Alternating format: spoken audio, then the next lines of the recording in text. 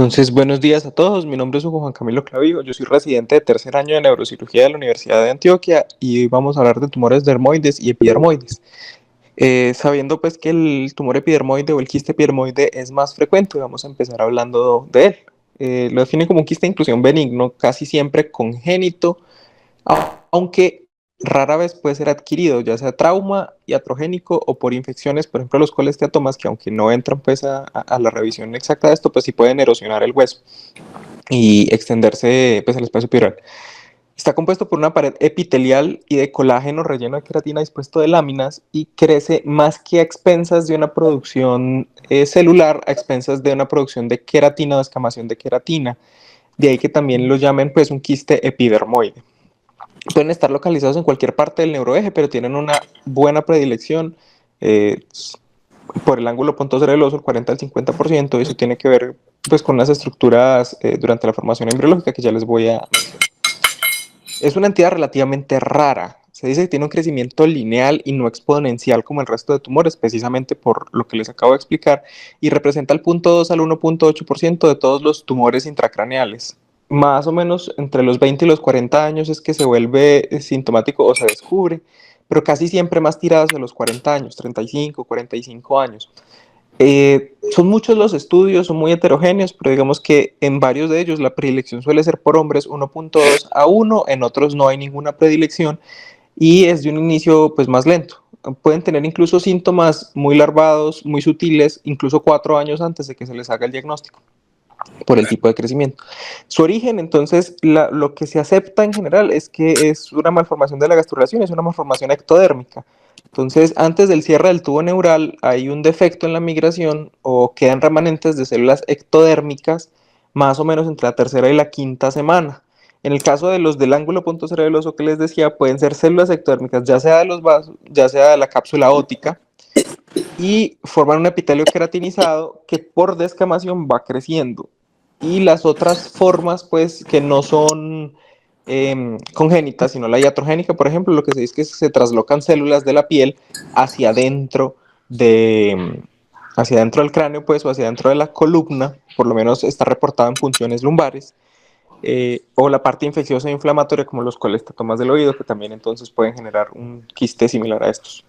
Entonces, como les decía, una malformación ectodérmica del ectodermo de superficie. En el caso del epidermoide son solo células de la epidermis las que se quedan traslocadas. En el caso del dermoide, ahora lo vamos a ver. El 90% son intradurales, el 10% extradurales. Los que son extradurales pueden ser intradiploicos. Y estos intradurales, el 90%, como les decía, 40-50 ángulo pontocerebeloso y representa el 5 al 10% de las lesiones del ángulo pontocerebeloso. Después, la tercera o la cuarta, dependiendo de dónde se lea, después de los meningiomas y los schwannomas. Paracelares 30%, cisterna supracelar 10 al 15%, cuarto ventrículo del 5 al 17%, interhemisférico el más hasta el 5%, fosa media y los espinales, que son raros, pero que igual ya les voy a dar algunos datos de esos. Como les decía, los síntomas son de inicio lento, aunque hay una presentación aguda que es más común en menores de 40 años, en uno de sus estudios 38% versus 13%, que puede ser con hidrocefalia o con hipertensión endocraniana. Y también puede haber un inicio agudo por meningitis química por ruptura del quiste, que aunque es más frecuente en los dermoides, que ahora les voy a mostrar, también puede pasar en los epidermoides. Y se presenta tal cual una meningitis fiebre, signos meningios, pleocitosis en líquido cefalorraquídeo, pero cultivos negativos. Incluso en algún momento, pues cuando no se hacía el diagnóstico claramente con neuroimagen en estos casos, se puede presentar como episodios recurrentes de meningitis sin un germen aislado, como un tipo de meningitis de Molaret. Clínicamente pueden tener cefalea, que es lo más común, entre el 5 al 78%, igual que se ve en este estudio de acá, náuseas en el 36%, parálisis facial. Como de los lugares más comunes es el ángulo pontocerebeloso, pues varía dependiendo en el estudio si se incluyeron más o menos pacientes con quistes del ángulo pontocerebeloso, entre el 7 al 19%, hipoacusia del 19 al 28% con la misma explicación, signos cerebelosos del 19%, hidrocefalia en el 19% de los casos, parálisis de oculomotores en el 16%, convulsiones en el 11 al 17, y esto es más común en aquellos que son paracelares o cerebrales por el efecto de masa sobre el temporal, hemiparesia en el 11%, alteraciones visuales en el 8%, nistagmus, alteración del lenguaje y neuralgia del trigémino, cada uno con el 5%. Hay al menos un estudio en el que dicen que los del ángulo pontocereloso hasta 40% pueden tener neuralgia del trigémino cuando se cogen solo los del ángulo pontocereloso, y el 83% de esos del ángulo pontocereloso alteración de al menos un par craneal. Macroscópicamente se describen como lesiones blanco-perlado avasculares similares a queso o con aspecto de coliflor. Esas son las dos descripciones que hay. No contiene pelos ni material glandular, que es lo que lo diferencia de los dermoides. Y es un material blando fibroso por la queratina que envuelve las estructuras nerviosas y vasculares y la cápsula que se adhiere a estas estructuras, y eso hace que en varias ocasiones sea difícil o no sea posible, evitando mayor déficit, la resección completa, incluyendo la cápsula del tumor. En cuanto a patología, es un epitelio escamoso, listo, cápsula de tejido conectivo y colágeno, que se ve mejor acá en este caso, interior compuestos de queratina y detritos de agua y colesterol. Eso del colesterol también es importante porque en algunos de estos casos podemos tener epidermoides blancos, ahorita les voy a mostrar y les voy a explicar por qué. Y no hay glándulas ni sebáceas, ni sudoríparas, ni pelo, porque todos estos anexos de la dermis, de las células dérmicas, solo ocurren en el quiste dermoide. Cuanto a las imágenes diagnósticas, la tomografía lo que muestra es una lesión que es con una densidad similar al líquido cefalorraquídeo, que es hipodenso, 0 unidades Hounsfield. Calcificaciones 10 hasta 25%, y en los casos en los que hay sangrado o ruptura o saponificación de la grasa, que es epidermoide blanco, puede haber algún grado de hiperintensidad. En resonancia, el T1 es isointenso al líquido cefalorraquídeo y puede o no tener algo de hiperintensidad periférica. El T2 es isointenso al líquido cefalorraquídeo casi siempre, 65%, o ligeramente hiperintenso en el 35% de los casos. Puede haber un discreto realce periférico hasta en el 25%. Si hay degeneración maligna, que les voy a mostrar ahora, puede haber mayor realce. El FLAIR es una señal que no es tan limpia como el líquido cefalorraquídeo, lo describen como una señal sucia, que es ligeramente hiperintensa, es decir, que no suprime completamente en el FLAIR y restringe la difusión.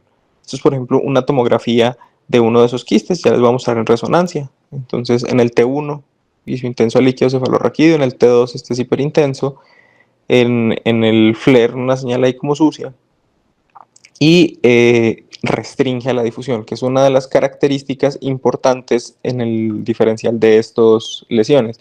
Nuevamente, aquí en tomografía 1 de la región de la pineal. Entonces, hipodenso en el TAC, hiperintenso en el T2. Aquí está el contrastado, que no es realce, pues como periférico un poquito, pero parece más los vasos que otra cosa. Una señal como sucia en el FLAIR, realmente no es tan clarita y no suprime completamente y restringe la difusión. Y en varias localizaciones, pues, quistes epidermoides. ¿Listo? Y el ángulo pontocerebeloso. Estos cómo se ven si son extradurales, por ejemplo, otro tema que me pareció bacana. Si son intradurales, cómo se ven, intraxiales, que también puede ser, o supracelares, por ejemplo. Y en todos los casos, lo que les decía, lo característico es la restricción a la difusión de la lesión. Y el epidermoide blanco, que es menos del 3% de los epidermoides, lo que tiene es un alto contenido proteico o algo de contenido de colesterol, que ya hace que pueda tener algo más de densidad de grasa. ¿Listo? Entonces, en tomografía es algo hiperdenso, perdón, zonas hipodensas también por grasa y hiperdenso por algunos sangrados, pero lo característico y lo que le da el nombre realmente es en la señal en el T1, que se ve hiperintenso. El T2 es variable, generalmente hiperintenso. En la supresión de grasa puedes suprimir las zonas que están compuestas por grasa, no todas las zonas. En FLAIR tampoco suprime, pero sigue restringiendo la difusión. Eso sigue siendo importante. Esto es, por ejemplo, un epidermoide blanco en T1 hiperintenso, en T2 pues es variable, pero en este caso es hiperintenso. En el FLAIR no suprime y restringe la difusión. Los epidermoides, como les decía, se pueden romper, entonces uno puede ver también zonas isodensas o hipodensas pues en los espacios subaracnoideos, que también podemos ver, o en las fisuras. En cuanto a los epidermoides en columna, aproximadamente el 1% de todos los tumores de columna, segunda, cuarta década de la vida, aunque estos pacientes son un poquitico más jóvenes, en promedio 20 años en varios de los estudios, también Pueden ser congénitos y pueden tener asociados disrafismos espinales como el senodérmico o no, y iatrogénicos. Entonces, de los casos que están reportados en los estudios más viejitos, pero que son varios casos, por ejemplo, punciones lumbares, sobre todo si se hacen sin estilete y cirugía. Y hay 9 años en promedio en uno de estos estudios entre el procedimiento que se considera pudo dar origen y el inicio de los síntomas. Clínica desde dolor radicular 14%, axial 31%, compromiso de la fuerza 34%, de la sensibilidad 17%, alteración de esfínteres 17% y meningitis química 5%. Y la infección casi siempre asociada a senos dérmicos. Entonces, ¿cómo los clasifican en general en columna? Pues congénitos más o menos el 14%, 3 asociados a trauma, 14 cirugía de columna, el 41 nunca se encontró realmente qué, y 28 punción lumbar. Y esto tiene relevancia también porque puede haber entonces epidermoides en el filum terminal y que se pueden infectar, entonces en este caso pues asociados a un seno dérmico, entonces hay que corregir el seno dérmico y resecar el quiste epidermoide. En cuanto a la localización, en general los de columna son lumbares, hasta 92% en uno de los estudios, usualmente iatrogénicos o idiopáticos y congénitos más en la cauda. Los torácicos sí casi siempre son congénitos, incluso pueden ser intramedulares, entonces esto puede hacer un diferencial entre los tumores intradurales e intramedulares. TAC es hipodenso, similar al líquido cefalorraquídeo, y lo que es diferente también es que en esta localización puede haber expansión del canal, adelgazamiento de las láminas y festoneado del cuerpo, como se ve acá, que uno podría pensar que es una lesión mucho más agresiva con esta imagen por tomografía y por esta imagen por resonancia, pero en realidad la patología de esto pues, fue un quiste epidermoide. En resonancia es similar al líquido cefalorraquídeo con supresión incompleta en el flero. Aquí algunas imágenes, quiste epidermoide pues muy extenso. Se ve además pues la vejiga y el recto dilatados por el compromiso de esfínteres. Y aquí le hicieron secuencias pues de difusión y lo que se ve es también una restricción. Y hay unos casos pocos, pero sí existen para 2014, que es este estudio que reagrupa 13 casos reportados hasta ese momento, pues sigue siendo un tejido epitelial que prolifera a lo largo del tiempo, aunque sea muy lentamente, y puede tener transformación en un carcinoma escamocelular. Es muy raro, pero puede suceder. El manejo de estos quistes, entonces cuando son asintomáticos lo que se dice es que se les debe dar seguimiento, cuando son sintomáticos se les debe dar manejo quirúrgico. Lo ideal es una resección macroscópicamente completa, incluyendo la cápsula. Pero pues, como les decía ahorita, por la adherencia de la cápsula a las estructuras como los vasos o los nervios, y la ubicación, pues eso dificulta esta resección macroscópicamente completa, en cuyo caso pues se puede dejar la cápsula.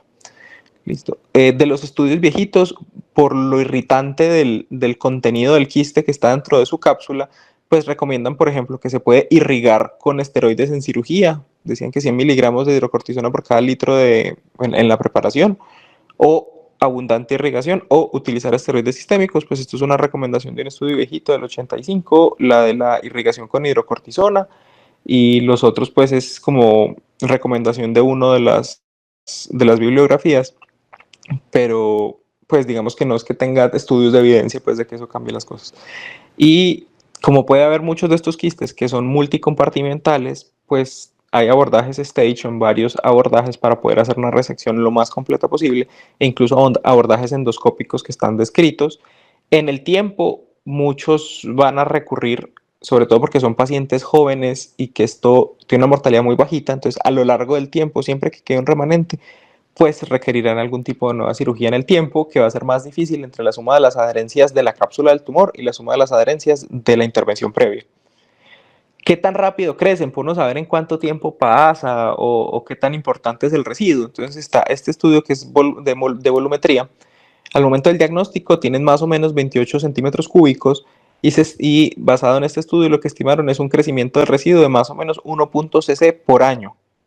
Cuando cogen una relación, pues asumiendo una simétrica lineal, que es lo que se ha dicho del crecimiento de ese tumor, crece más o menos 65% de lo que quedó de residuo al año. Entonces, esto sí nos habla de que el residuo que tenga sí impacta en el crecimiento, que si es 65% del residuo y el residuo es prácticamente cero, pues es muy poquito lo que crece. Si el residuo es muy grande, el 65%, pues va a crecer más rápido.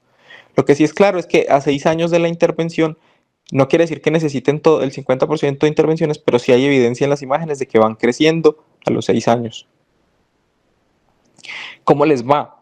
¿Qué tanto se pueden operar completos? Ya les voy a mostrar entonces varios estudios. Uno de esos es este, de 2002, 44 pacientes, 59% de fosa posterior y el 25% fueron llevados a resección macroscópicamente completa, incluyendo la cápsula, y el 54% a subtotal, que llaman ellos, que es dejando la cápsula. La morbilidad perioperatoria para ellos fue 13.6%, la mortalidad fue casi 9% y la recurrencia en un seguimiento a 8 años promedio fue de 4.5%, que es bajita. Luego está este, que lo que hace es un metaanálisis, 27 estudios que regrupa 691 pacientes. Subtotal entonces es residuo de tumor o cápsula para ellos y gross total resection completa de la cápsula.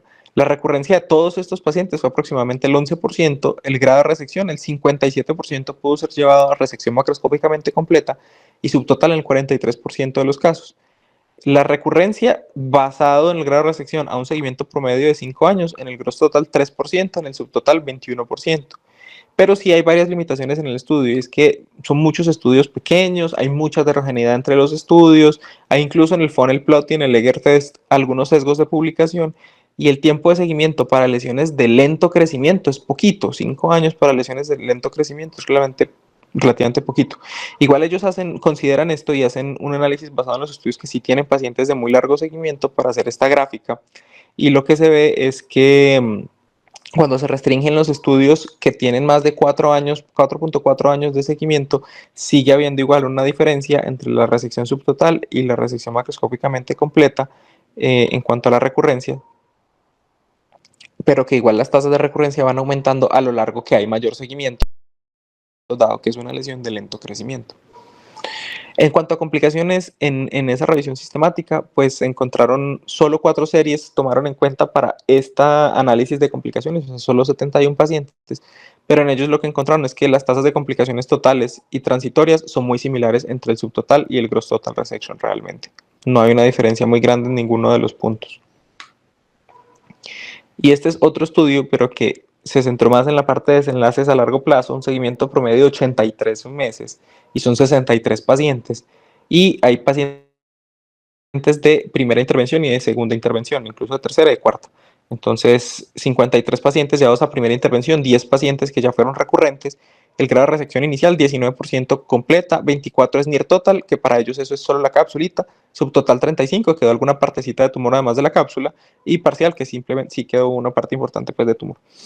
Reintervenciones, en el seguimiento que ellos tuvieron 83 meses, el 25% requirieron más de una cirugía, el 17% con 2 cirugías tuvieron en ese tiempo de seguimiento, el 6% con 3 cirugías y el 2% con 4 cirugías. Después de la primera intervención, en ese estudio, la recurrencia pues, en el momento del seguimiento fue 41%. Basado en el grado de resección, gross total o near total 11%, subtotal 59% y parcial 71%. El grado de resección en la segunda intervención, gross total resección 13, near total 31, subtotal 13 y mucho parcial 44, con una recurrencia hasta el 50% en esta segunda intervención, basado pues sobre todo porque las parciales son muy altas.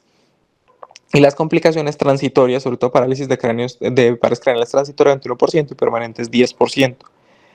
Cuando hablamos pues como de la tasa de recurrencia libre a lo largo del tiempo, a los 5 años más o menos del 66%, a los 10 es del 32% y a los 15 años es más o menos del 32%. No cambió pues como en el estudio. Y basados en el grado de resección, pues así se comportan las recurrencias en el tiempo, a pesar de que estadísticamente no hay una diferencia entre gross total, nil total y subtotal en este estudio, probablemente también por el tamaño, pero sí hay una diferencia entre el resto de grupos. Y esto es libre de intervenciones, no solo recurrencias, sino libre de intervenciones a lo largo del tiempo. Hacia los 10 años, más o menos el 60 y algo por ciento están libres de intervenciones. Y desde la cirugía inicial, basados en el grado de resección, igual el gross total y el near total, siguen estando por encima pues, de la resección subtotal. Después de la primera cirugía se comportan de esta manera, la segunda cirugía decaen un poco más rápido, o sea, recurren un poco más rápido, pero luego tienen tasas relativamente similares, de hecho no hay diferencia estadísticamente significativa, pero después de la tercera cirugía sí. Pues recurre muy rápido porque además el grado de resección en esa cirugía pues es todavía más complicado. En columna como tal, algunos desenlaces y algunos estudios, que son 65 casos, Listo, 67% gross total resection, 24% resección subtotal. No hay datos en el 9% y reportaron 26 tumores como adherentes, como muy adherentes a las estructuras. De estos, el 76% pudo ser llevado igual a la resección macroscópicamente completa con desenlaces favorables, según lo que ellos definen, 90%, y 4, es decir, 24% a resección subtotal con desenlaces favorables. Islam Khan, 2025, 29 casos también, gross total en el 75%, recuperación completa de los síntomas en el 65%, una recuperación que ellos consideran importante pero no completa en el 17%, mínima en el 10% y complicaciones del 17%. Hablemos un poquito entonces ahora de los quistes y de los tumores dermoides. Son todavía más raros, 0.04-0.6% de los tumores intracraneales, y aunque muchos estudios también definen entre los 30 y los 40 años, entre los 20 y los 40 años, realmente son tumores de gente un poquito más joven, crecen un poco más rápido que los epidermoides, entonces son de las primeras 3 décadas de la vida. Usualmente son lesiones de línea media intradurales. Lo más común, cerales, paracerales o frontonasales, y en la fosa posterior, vermianas o del cuarto ventrículo. También pueden tener algunos que sean extradurales y su origen también puede ser congénito o iatrogénico. También el tejido que migra, ya sea pues durante la parte iatrogénica, ya sea durante la formación embrionaria entre la tercera y la quinta semana. Lo que pasa es que aquí ya migran también células que están comprometidas pues con la parte epidérmica y con la parte dérmica. Macroscópicamente, entonces es un epitelio también, pero ya puede tener o no glándulas sudoríparas y sebáceas, y sigue siendo, porque algunos decían, pero si eso tiene pelo y todo puede ser un teratoma, realmente es que solo tiene estructuras que son de origen ectodérmico. ¿Listo? Entonces solo células epidérmicas y dérmicas. El crecimiento en este caso también es por la producción de sebo de las glándulas sebáceas y del epitelio descamado también, y tiene una mayor incidencia de ruptura y más rápido que los epidermoides. Es una masa lobulada perlada, una cápsula más gruesa que la del epidermoide, un material más amarillento y maloliente. Puede tener dientes o pelos, que también son estructuras epidérmicas, y no contiene formalmente como un tejido adiposo, porque eso es mesodérmico. También se considera un defecto pues, de gastrulación tanto tercera y quinta semana como malformación ectodérmica. Cuadro clínico pues es muy variable según la localización. Estos son todavía más raros, entonces los estudios casi siempre juntan el dermoide con el epidermoide y son poquitos casos de dermoides.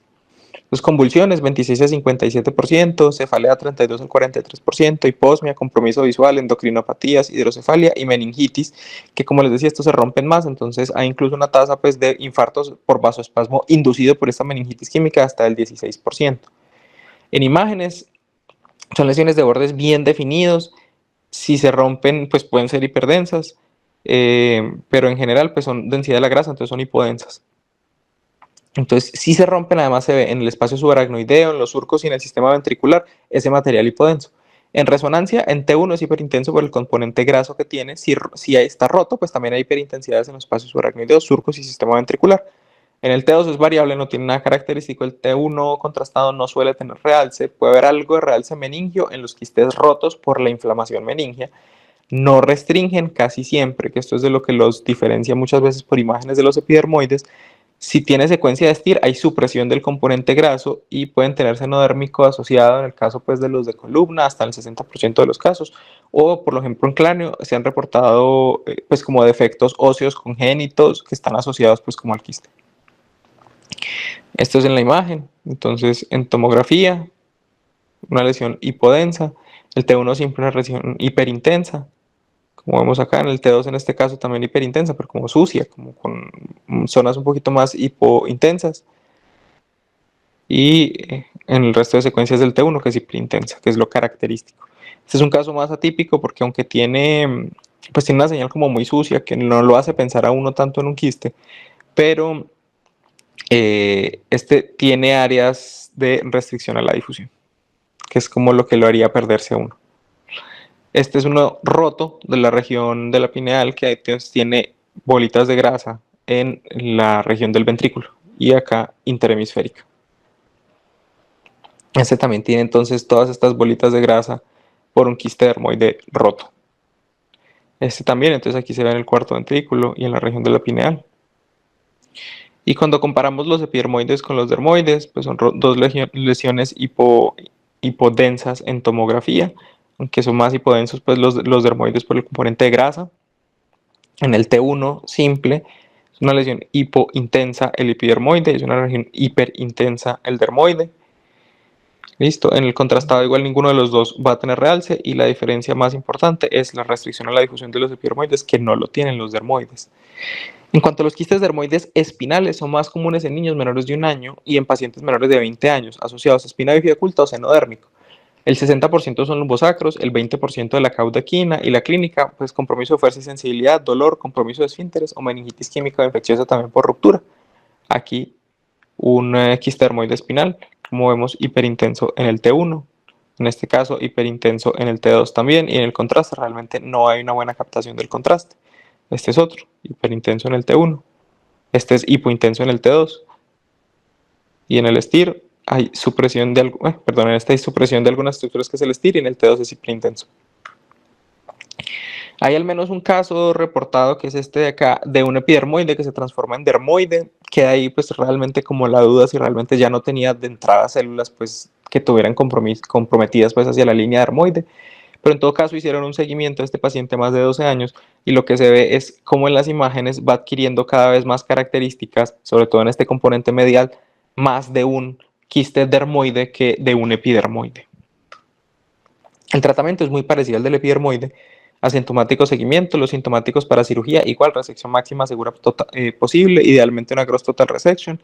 Si tiene un seno dérmico o un defecto óseo o cutáneo, pues que puede perpetuar que también se infecte, pues también hay que corregir eso, sobre todo en el caso del seno dérmico, corregir el seno dérmico y resecar el quiste o el tumor, pues. También puede ser una cirugía muy compleja porque también tiene adherencia a muchas de las estructuras. Las resecciones subtotales para evitar más déficit pues, también son viables y recurrencias hay menos datos, pero dicen que de 10 a 20 años pues para requerir algún tipo de intervención adicional.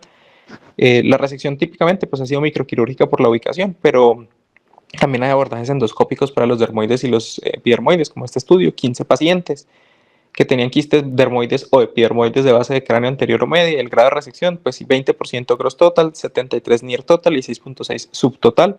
Y a 55 meses de seguimiento que tienen ellos, no hubo ningún caso de reintervención.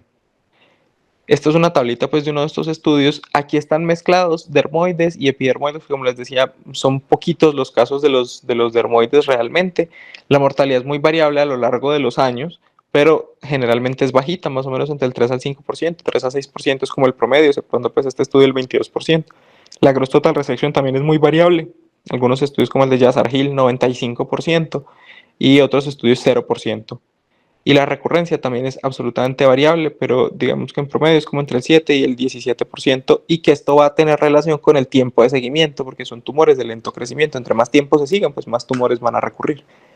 Entonces, realmente lo que podemos decir es que son lesiones intracraneales raras, benignas, de crecimiento lento, que rara vez puede malignizarse, sobre todo el epidermoide, y hay una sutil diferencia en las edades, el dermoide en los primeros 30 años, el epidermoide hacia los 40, que puede ayudar a ser el diferencial, además de las características en imagen. El origen puede ser congénito o adquirido, incluyendo pues iatrogenia, síntomas relacionados con compresión o con meningitis por ruptura o sobreinfección, los que están asociados a los senos dérmicos, manejo quirúrgico en aquellos que sean sintomáticos, idealmente gross total resection, si es necesario abordajes, stage o varios abordajes y mezclar incluso con los endoscópicos se puede y se debe hacer, y recurrencias que aunque son muy variables, entre el 11 al 30% relacionadas con el tiempo de observación. Y eso es lo que traía para hoy.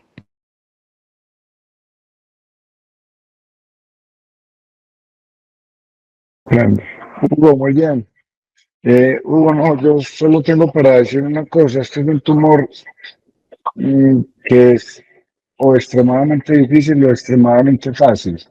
Y por eso me llamó la atención que en el metaanálisis la resección completa fuera apenas del 57%, porque si uno compara con resecciones del mismo del Kibus, creo que estamos ahí como a la par en esas series. Entonces, una resección del 57% total para un tumor de estas características le dice a uno que no siempre es fácil. Entonces, yo he tenido las dos experiencias. Cuando el tumor es fácil, uno va con el aspirador y va chupando como ese cebito y no se pega de nada. Pero en otras oportunidades se pega completamente de los pares craneanos y todas las estructuras. Entonces es absolutamente difícil hacer la resección completa. No, no tengo más comentarios. Si Pacho tiene alguna opinión, adelante.